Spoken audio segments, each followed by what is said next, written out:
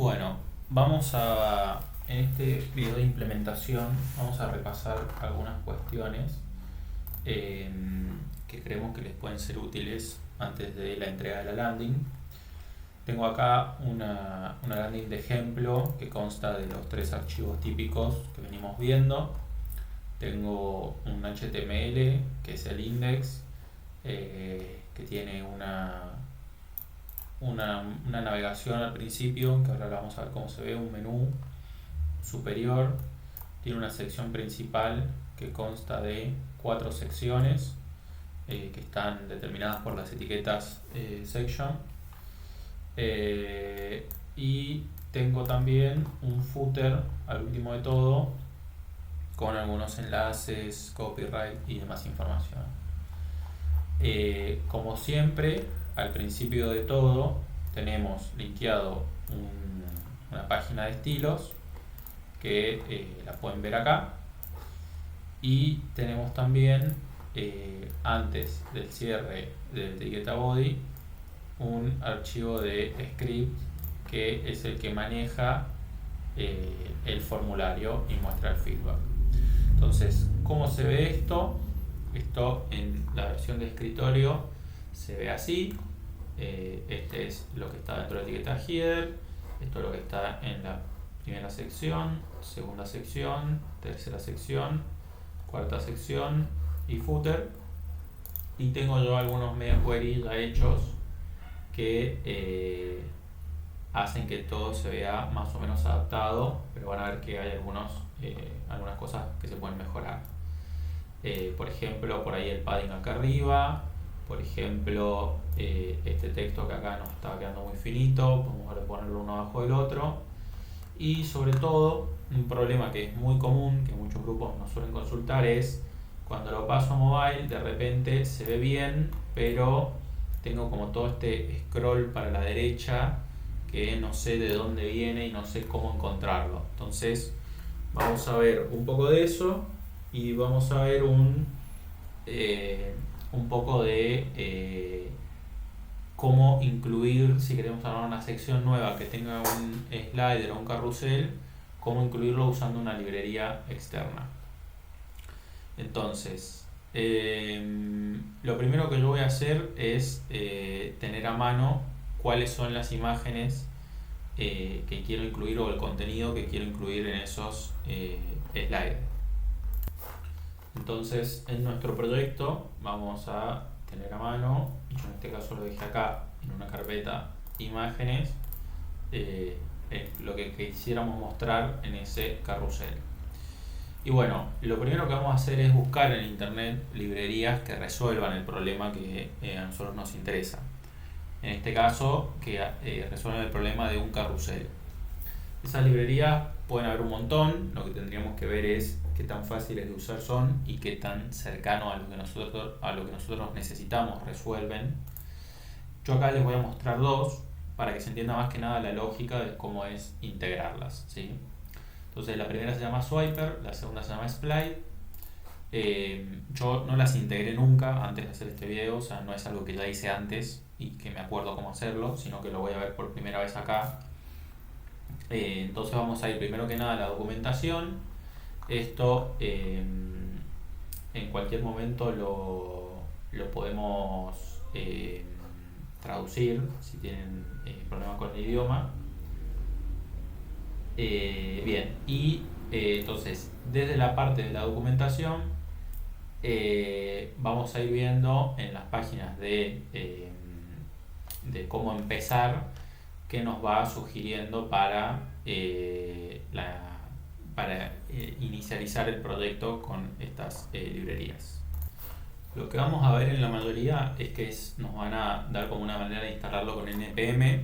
Eso, si alguien lo quiere usar, lo pueden usar, pero yo, para no agregarle complejidad a esto, me voy a saltear y voy a ir a la otra opción de esto, que es instalarlo a través de un CDN, o sea, pueden usar esta que dice hosting o esta que dice CDN. En esta nos vamos a bajar los archivos y los ponemos en el proyecto, y en esta lo hacemos directamente desde un link que para mí es más práctico.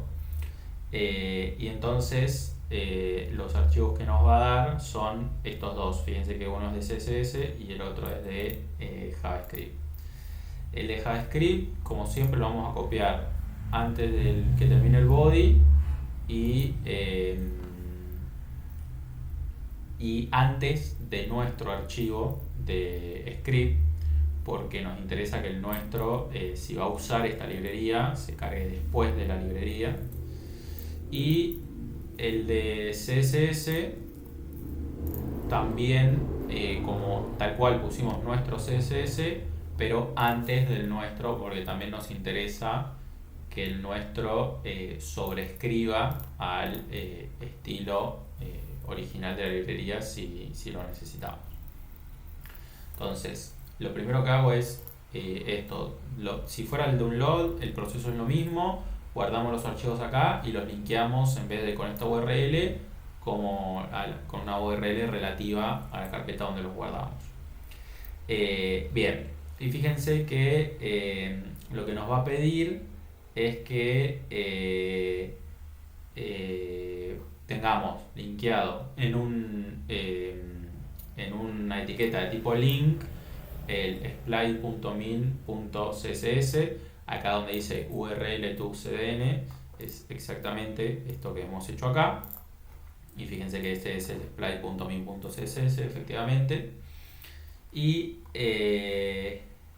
entonces ahora lo que nos queda es ver cómo es el armado del carrusel en el HTML. Entonces, acá esto de nuevo lo pueden ir traduciendo para entender, pero lo que dice es que tenemos como dos estructuras básicas, una en la que el carrusel está directamente relacionado al contenido principal y otra que no. Si el carrusel no está linkeado al contenido principal de la página, o sea, si es una galería, una lista de cards, una galería de imágenes, etcétera, que es el caso que a nosotros nos interesa, vamos a usar esto de acá arriba. Y si no es relevante y es solo una decoración, se puede usar el de acá abajo. Vamos a entonces copiar esto. Vamos a crear una nueva sección entre la 1 y la 2.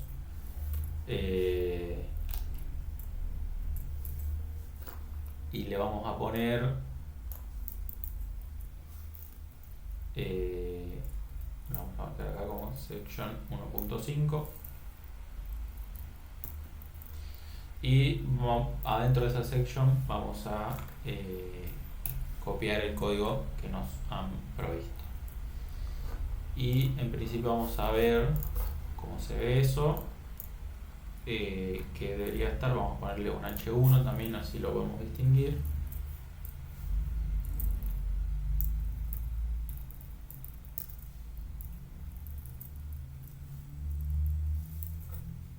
Bien, lo tenemos acá.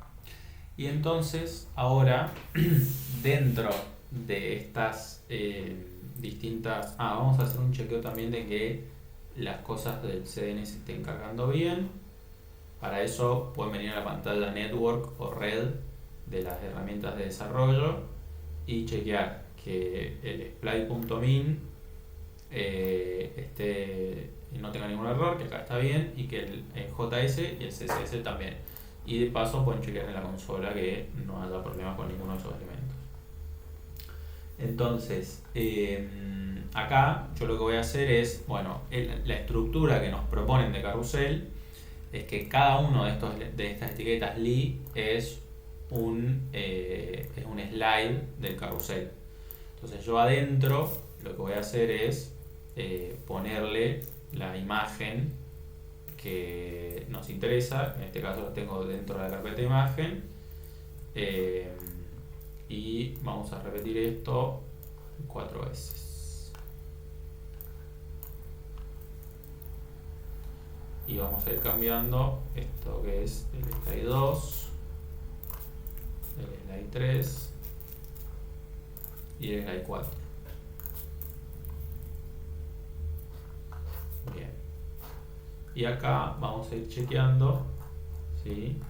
Qué es lo que está armando y por qué puede ser. En principio vamos a verlo en escritorio y después vemos de adaptarlo a mobile. y vamos a chequear con la documentación si hay algo más que tengamos que hacer. Entonces, para eso vamos a continuar viendo la documentación y vemos que el último paso es usar en JavaScript. De nuevo, esta sintaxis de usar import y demás nosotros no lo estamos usando, entonces la que nos corresponde es una de estas dos. Y en este caso vamos a usar la de abajo porque hay que esperar siempre a que se haya cargado el elemento, y eso es exactamente lo que está haciendo esta línea. Así que yo voy a copiar esto y lo voy a pegar en mi script.js acá abajo de todo. Entonces, ¿qué está haciendo esto? Le está diciendo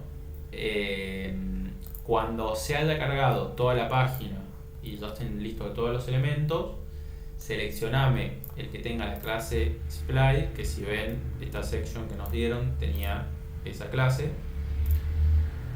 y crea una nueva clase que se llama Spline, que esta no la tenemos definida en ningún lado porque viene de la librería que importamos acá.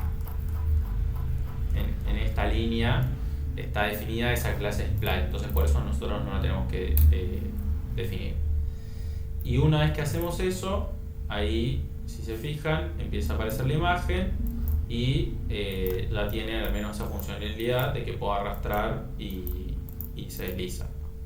Obviamente hay un montón de cuestiones visuales que hay que corregir, y entonces vamos a ver cómo sería ese tema. Acá lo que yo tengo es, primero, esto es acá. Tengo primero una section adentro de la otra, que solo podríamos corregir y dejar solamente la section Spline, que eso igual no va a haber ningún cambio visual. Podríamos entonces a esta section, yo voy a trabajar también acá el último de los archivos para no confundirme, esta section que tiene la clase Spline, podríamos darle un padding de 24 píxeles, por ejemplo, en todos los sentidos, para separarla un poco de los márgenes del costado. Le voy a dar de hecho el doble y le voy a dar 96 verticalmente y 48 hacia los costados, ¿sí? Y después lo otro que tengo es que hay distintos tamaños de las imágenes, porque probablemente el li de cada uno de estos está ocupando el 100%, pero la imagen no. Eso, como lo vemos, de nuevo, clic derecho, inspeccionar, y fíjense que cuando yo me paro sobre los elementos li, que son los que ya me da la librería, ocupan toda la pantalla, que está muy bien que así sea. Pero si yo lo abro y veo cuánto ocupa la imagen, ocupa mucho menos. Entonces, lo que vamos a decir es que a cualquier imagen que esté dentro de un elemento de la clase Slide, le vamos a poner 100% de ancho, y entonces ahora todas deberían ocupar ahí el 100%, ¿no? Podríamos hacerlo desde el alto o con otras maneras. Entonces, acá tengo también unos controles que me incluye el slider, y ahí puedo empezar a jugar. Eso es lo básico, y ahora puedo empezar a jugar con otras cosas. Por ejemplo, el tema esto tiene como una especie de templates, pero sobre todo me interesa mostrar la parte de opciones, que es qué pasa si quiero empezar a jugar con distintas configuraciones de la librería. Por ejemplo, acá lo que me dice es que cuando hago este new spline, que si recuerdan lo hicimos acá en el script, además de decirle cuál es el elemento en donde lo quiero hacer, podemos pasarle una serie de configuraciones. ¿Y cuáles son las configuraciones? Bueno, todas estas que están acá. Entonces, vamos a probar algunas. Por ejemplo, GRadio, que me dice que determina el alto de la slide por un radio del carrusel. Vamos a ver, acá hay un ejemplo, por ejemplo, que le pone ratio 0.3 y entonces no importa el tamaño de las imágenes, sería por el ancho. Vamos a probarlo y yo le voy a decir acá, esto es un diccionario y lleva height ratio, y yo voy a hacer acá un cálculo que es, si quisiera que esto fuera siempre 16:9, esa relación es 1,77, ¿sí? Entonces vamos a probarlo acá. Esto probablemente me va a quedar vertical. Vamos a verlo. Ah, no, ahí está, perfecto. Entonces ahí lo que está pasando es que la altura me la está expresando siempre como una proporción de la altura, del ancho, perdón. Vamos a probar qué pasa si le pusiéramos 0.3. Ahí está, entonces ahí me va a quedar siempre alargado. Y si por ejemplo quisiéramos que fueran siempre cuadrados, podríamos poner 1. Acá lo que va a pasar de nuevo es que hay que jugar con que también queremos que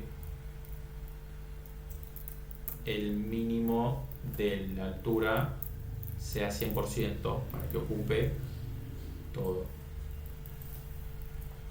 Ahí va.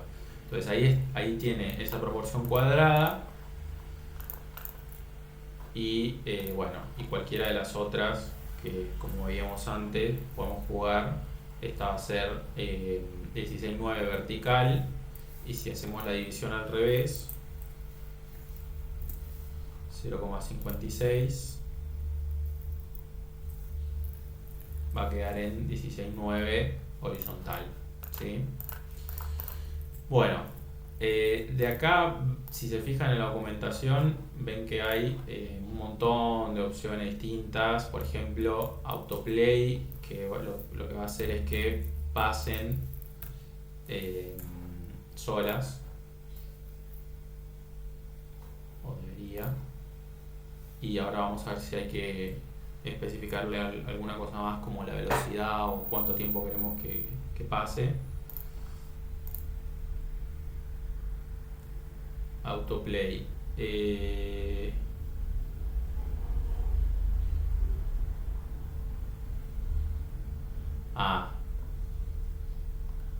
Puede tomar tres valores distintos: true, false o pausa.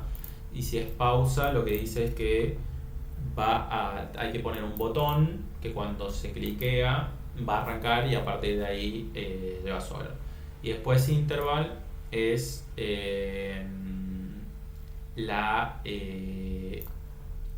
cuánto pasan las imágenes, y se puede sobreescribir que cada diapositiva en particular tenga una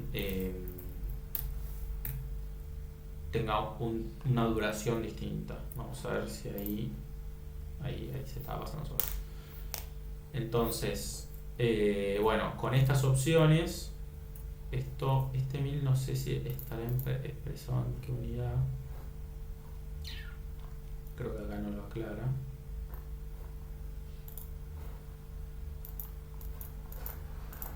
Bueno, después esto también de si hay drag and drop, de si se muestran los controles, debe haber otra para las flechas, debe haber otra opción de ponerlas o sacarlas. Bueno, y así sucesivamente con todas esas opciones, y ustedes las van encadenando acá en esta parte, en este diccionario de options, lo van haciendo. Vamos a ver entonces, esperen que voy a corregir acá el título. Vamos a ver entonces una sección nueva si en vez de usar Splite quisiéramos usar esta otra que se llama Swiper. Fíjense que por defecto también me hace esta opción del NPN, que es lo que para nosotros no nos interesa, pero después tiene también por CDN, y lo mismo, tengo un CSS que vamos a copiar y pegar. Siempre recuerden antes que el nuestro, porque queremos que el nuestro lo sobrescriba. Y tenemos un script que lo vamos a pegar abajo de todo antes del nuestro. Bien, y entonces este tiene otro esquema, otro formato. Vamos a copiarlo.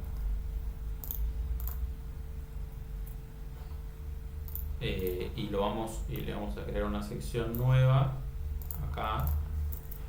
Vamos a poner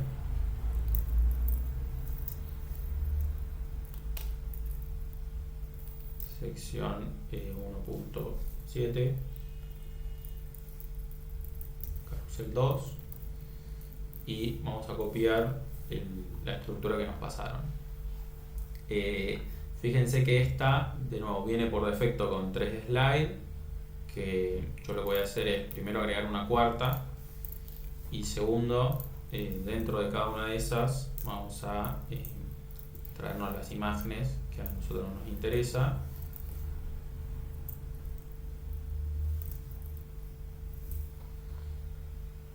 Y esto vamos a hacerlo para cada una de las 4.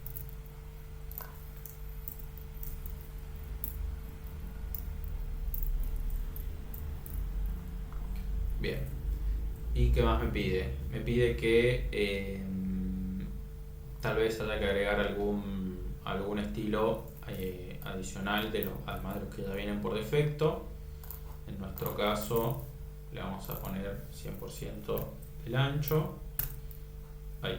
Y vamos a este mismo padding aplicárselo también a una sección que se llame Swiper Section. Y entonces acá vamos a crear la sección que contenga todo esto.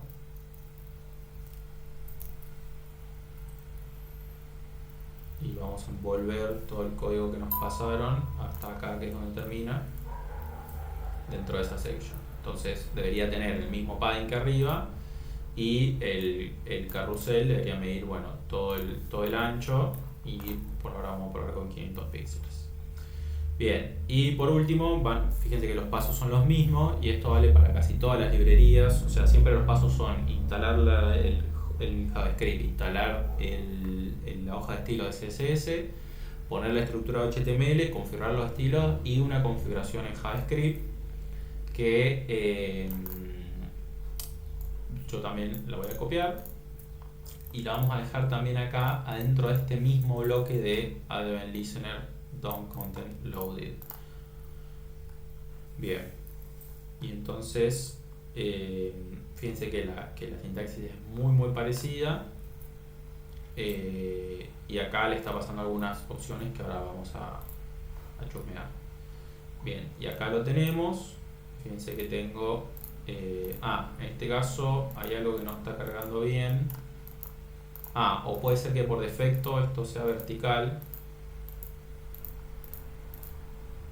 Claro, por defecto pareciera que este es vertical y ahora probablemente podamos cambiarlo entre vertical o horizontal. Vamos a hacer que también dentro de estos slides, que se llaman Swiper Slide, la clase, vamos a hacer que las imágenes, perdón, acá,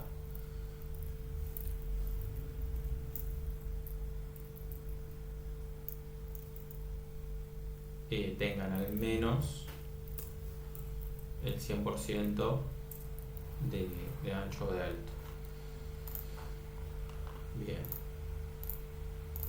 ahí hay un margencito que nos está quedando mal, ahora lo revisamos, pero fíjense que también ya rápidamente estamos seteados. Bien, fíjense que acá ya sin ir a la documentación ya nos damos cuenta que acá tiene unas configuraciones que son fáciles de entender. La direction, yo creo que si la cambiamos a horizontal, ya vamos a tenerlo configurado más parecido al otro, ¿sí? Y fíjense que o sea, que es algo que no dije en el anterior, pero que si ustedes acá no tienen imágenes, sino que tienen composiciones más complejas, pueden acá incluir, no sé, títulos, imágenes y textos de lo que necesiten, y esto soporta que ustedes adentro de ese elemento pongan cualquier cosa. Después obviamente con CSS lo acomodan si necesitan que esto esté arriba de la imagen, si necesitan que esto sea más grande, que cambie de color, etcétera. Eso lo van haciendo con CSS. Pero bueno, fíjense qué rápido que lo integramos, que a la vez las dos son muy parecidas. Y acá cuando me dice de que voy a ir al API Documentation, en estos parámetros lo mismo, tengo todas las cosas que uno le puede configurar acá. Vamos a ver. Autoplay, por ejemplo, me dice que lo podemos configurar así, en donde delay debe ser la cantidad de milisegundos entre que se pase un slide y el otro. Ahí se ve. Bueno, así si revisan todas las opciones y si van cambiando el CSS y demás, es como se van integrando las distintas librerías, y si estas librerías en vez de carruseles fueran para usar mapa o lo que sea, siempre es lo mismo. Lo voy a repasar una última vez y ya cerramos esta parte del video, pero sería siempre leer la documentación, ir a alguna parte que suele llamarse Getting Started, instalación o empezar. Las partes de NPN por ahora no los vamos a ver, pero tienen siempre una versión en CDN, o si no la tiene acá en la página se puede buscar en internet. Y siempre voy entonces con el CSS al header de mi HTML y lo pego antes de nuestro CSS. Voy con el JavaScript, lo más común es ponerlo abajo de todo antes de que cierre el body, y sí es importante que el nuestro quede siempre después. Después me fijo la estructura HTML que me piden, y dentro de eso qué es lo que yo quiero cambiar, que siempre es cambiar lo que está adentro de la slide y respetar todo el resto. En este caso me piden un CSS, y después la parte que se inicializa en JavaScript. Acá por ejemplo, si nosotros le cambiáramos a esto acá, si nosotros en vez de este div class swiper le pusiéramos mi carrusel, van a ver que y le vamos a agregar swiper, así lo distinguimos del otro, van a ver que ahora esto va a estar roto, o sea, no va a andar este segundo, ¿sí? No hay forma. ¿Por qué? Porque acá está buscando un elemento que se llame, que tenga la clase swiper para inicializarlo con todo esto, y acá ya no lo tengo. Entonces si lo cambio de este lado por algún motivo, también hay que cambiarlo acá con el puntito para indicar que esto es una clase. Bien, y acá ya van a ver que está funcionando. Ahora lo que me falta son los estilos CSS porque los cambié, pero bueno, se entiende la lógica que quería mostrar de que esto que está acá, este selector que está acá, corresponde a este elemento del HTML. Bueno, vamos a pasar a un segundo tema. Bueno, el segundo tema que nos interesa es ver qué pasa con la responsividad de esto. En este caso, la mayoría de las librerías van a ver que ya vienen adaptadas, pero pueden haber cosas que igual nosotros queramos cambiar. Por ejemplo, la distancia de los controles, o bueno, también quiero que veamos este problema que les decía de que tenemos acá un scroll horizontal que se nos está generando y no sabemos por qué. Eso es muy común cuando diseñamos primero la página en versión escritorio y después agregamos los media query en la versión de mobile, y hay algún elemento que produce esto que está pasando acá. Entonces lo que yo les voy a enseñar es cómo debuguear esa situación.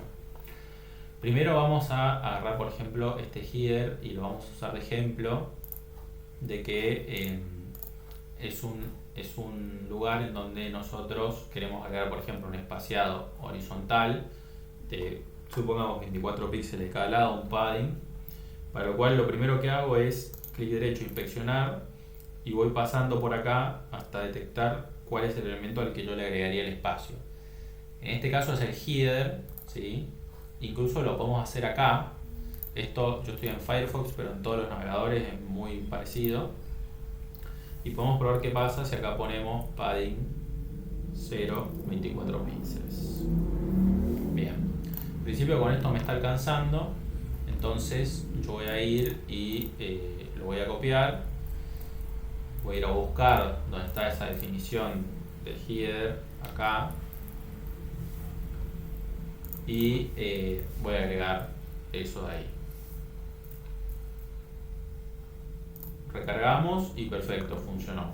Ahora, ¿qué pasa si cuando yo cierro esto en escritorio resulta que mi grilla tiene un margen distinto y en realidad es 48 píxeles el verdadero espaciado en escritorio?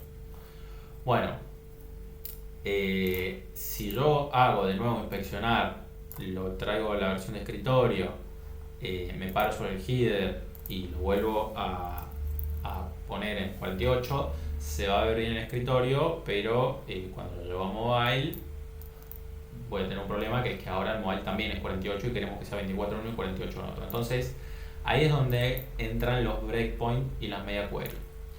Como ya acá nosotros dejamos establecido que el header en la versión normal, digamos, tiene 24 píxeles, lo que queremos hacer es adaptarlo cuando sea la versión de escritorio.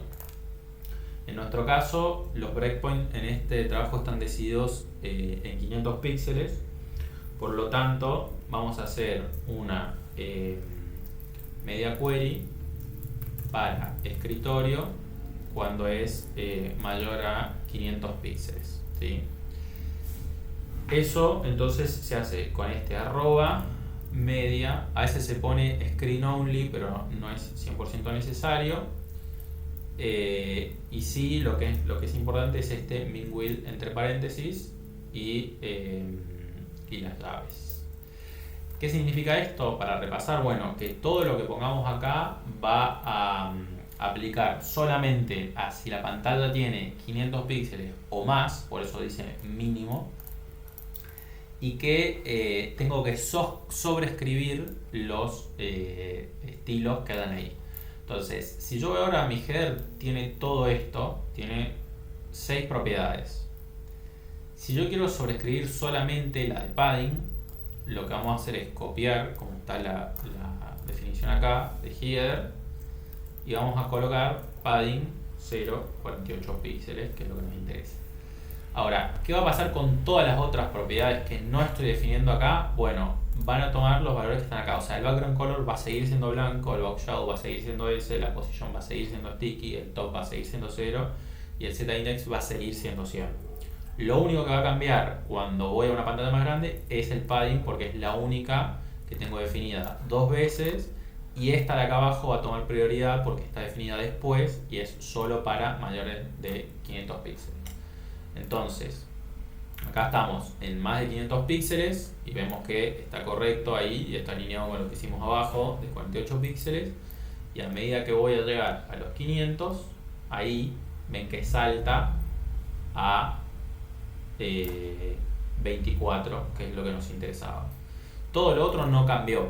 Ahora, si yo acá sobrescribo también el color de fondo por alguno así, bueno, cuando esté acá lo voy a seguir viendo blanco porque esta definición me lo define como blanco, pero una vez que pasemos los 500 píxeles de ancho, como acá lo está sobreescribiendo, va a tomar prioridad esta y se va a colorear, ¿sí? Entonces esa es la lógica de cómo funcionan las media query, que creemos que estaban explicadas en otro video, pero para hacer un pequeño repaso. Y lo último sería, al menos por este video, este tema de, bueno, se me genera este scroll cuando fui aplicando las media queries y no sé cómo solucionarlo o de dónde está saliendo. Bueno, acá yo lo he hecho a propósito, entonces sé dónde está, pero voy a fingir que no sé cuál es el elemento que me está causando eso y les voy a explicar cuál es el método que yo uso para encontrarlo. Lo primero que hacemos es ir a clic derecho a inspeccionar y dejamos esto en el ancho que a nosotros nos quede cómodo para el CSS. En este caso, esperen que acá ya llego.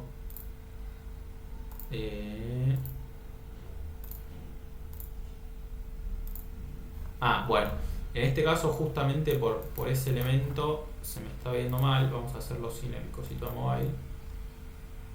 En este caso, cuando paso de los 500 píxeles, empiezo a tener ese problema de que todo se me scrollea para la derecha. ¿Cuál es la forma más fácil de encontrar qué elemento me está pasando? Bueno, primero venir acá y, acá una cosa que no todo el mundo sabe es que ustedes pueden seleccionar un elemento y lo pueden editar y esto no se guardan estos cambios. Y lo otro que se puede hacer es eliminarlos. Si aprietan suprimir, ven que se van eliminando hasta que no queda nada en la página. Entonces, ¿qué es lo que yo suelo hacer? Bueno, pruebo por ejemplo eliminando el footer. ¿Sigue pasando? No, no pasa más. Entonces, control Z. Elimino el main. ¿Sigue pasando? Sí. Entonces, el main sabemos que no es el problema, porque lo eliminé y me sigue pasando. Elimino el header ¿Sigue pasando? Sí. Entonces el header no es el problema. Recargo. Elimino el footer. ¿Sigue pasando? No. Ahí no hay más scroll. Desapareció el problema. Entonces sé que mi problema está en el footer. Ahora, dentro del footer, ¿en dónde está? Bueno, tenemos este footer content y este footer bottom. Elimino el bottom, sigue pasando, sí. Entonces el bottom no es, elimino el content, tampoco. Me quedan este div de acá, que tiene footer logo, ahí sigue pasando. Tiene footer links, sigue pasando. Tiene esto de enlaces rápidos, sigue pasando. Y tenemos este footer social. Perdón, ahí quise borrar todo el elemento de este footer social. Tenemos el síguenos, sigue pasando. Y tenemos el elemento tramposo, que ahí cuando lo elimino deja de pasar. Ahora ya no se puede scrollear más. Entonces en este caso, ese elemento tramposo es el que yo descubrí que me está causando problemas. Voy a recargar la página y vamos ahora a hacer la prueba de bajar y sacar solamente el elemento tramposo, solo eso, y ver y efectivamente ya no se puede scrollear más. O sea que ahí compruebo que el problema es ese elemento. Bueno, ¿y qué está pasando acá?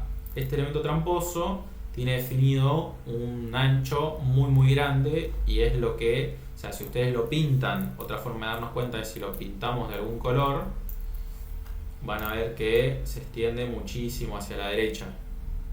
Entonces, acá aparecen varias formas de solucionar esto, porque la forma obvia para este caso, que yo lo hice a propósito, es acá poner, por ejemplo, 100% y listo, ¿no? Y ahí problema solucionado, no hay más scroll hacia los costados. Ahora, y de hecho ahora fíjense con eso, que si yo activo la versión mobile, que antes se me veía chiquitita, fíjense, cuando tenía esto que medía un montón, que esto me cargara bien era muy complicado, porque teníamos todo este elemento hacia la derecha, que es de nuevo este que está acá, que lo vamos a volver a colorear. Epa. ¿Sí? Y apenas lo elimino, todo vuelve a verse mucho más amigable. Entonces, primera solución obvia, ponerle 100 width o menos ancho. ¿Qué pasa si el problema no es tan fácil de resolver como con el width? Bueno, existe una propiedad en todos los elementos de HTML mediante la cual uno puede seleccionar qué pasa cuando un contenido se va por fuera de los márgenes de su contenedor. En este caso, yo para que se entienda mejor lo voy a colorear acá. Tenemos, esto lo estoy aplicando a todos los elementos, me interesa aplicarlo solo al footer social. En este caso tenemos este footer social, que si se fijan, cuando pongo el mouse por arriba, acá me está diciendo que mide 409 píxeles de ancho, ¿sí? Estoy mirando acá abajo a la izquierda que me dice las medidas, y acá abajo a la derecha también, y me muestra con una línea punteada los márgenes donde está definido. Pero dentro de ese, que ese está bien, tengo el tramposo, que el tramposo está mal porque se está excediendo de su padre, o sea, está pasando por encima del contenido de su padre. Entonces, ¿cómo lidiar con eso? Bueno, hay una propiedad que se llama overflow, que lo que determina es justamente, como decía antes, qué pasa cuando el contenido de un padre se va por encima de los márgenes del padre. La propiedad que tiene por defecto hace que pase lo que está pasando ahí, que es que se muestre tapando. Pero hay otra opción que es hidden, que lo que dice es todo lo que se vaya por encima del borde del padre, no lo muestres, cortalo ahí. Fíjense que si este elemento tramposo tuviera más palabras, también las estaríamos cortando, ¿no? O sea, ahí, por eso entonces con ese uso hay que tener cuidado. De nuevo, desactivo el hidden y tengo todo el elemento para allá. Activo el hidden del padre, ¿no? Del padre del que está pintado de color azul en este caso. Y corta. Esa es otra solución posible y otra cosa que puede ser útil saber. Y lo otro para lo que sirve esta propiedad es qué pasa si yo quiero que esto se siga viendo para la derecha, pero que se vea con un scroll interno que no sobrepase todo el margen del padre. Entonces, eso se hace con la propiedad scroll X o scroll Y. Cuando es scroll-I es vertical y cuando es scroll-X es horizontal. Creo que es la X mayúscula, no, scroll. Estoy casi seguro que se puede. Bueno. Perdón, no, es overflow X sería para lo horizontal, scroll. Entonces ahí fíjense que lo que se me genera es esto de acá, en donde puedo scrollear, pero también sin que pase el límite del padre, ¿no? Y esto obviamente, en vez de... Bueno, sí, vamos a dejar el ejemplo acá para no complicarlo más. Si en lugar de eso, este elemento tuviera una dirección vertical,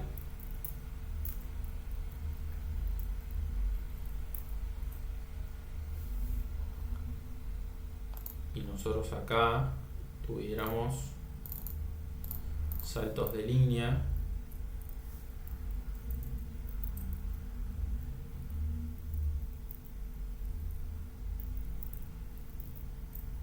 algo así.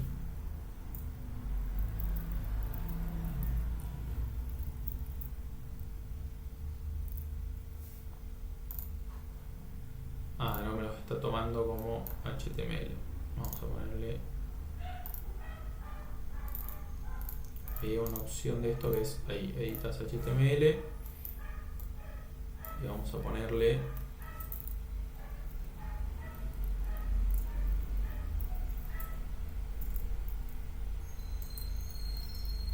párrafos